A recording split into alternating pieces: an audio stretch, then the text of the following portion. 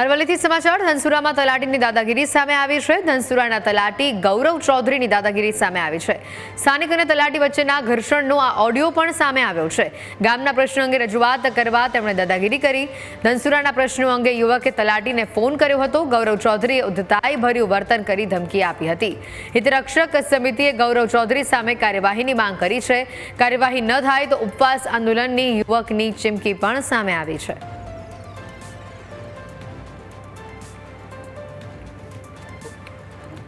ભાઈ તારે જીએબી માં કોના જોડે વાત થઈ હતી એ કહેજો મને।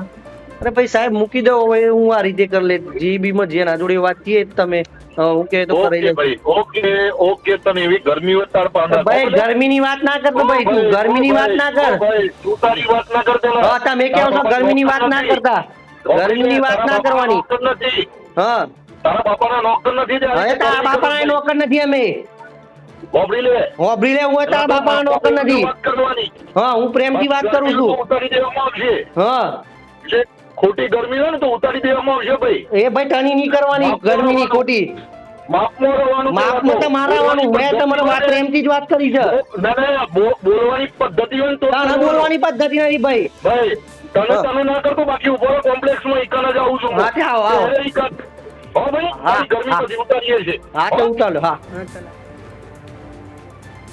ફોન રિસીવ નતા કરતા એટલે અમે એમને વોટ્સઅપ કર્યો મેસેજ કે સાહેબ ફોન ઉપાડો અમારે થોડુંક કામ છે।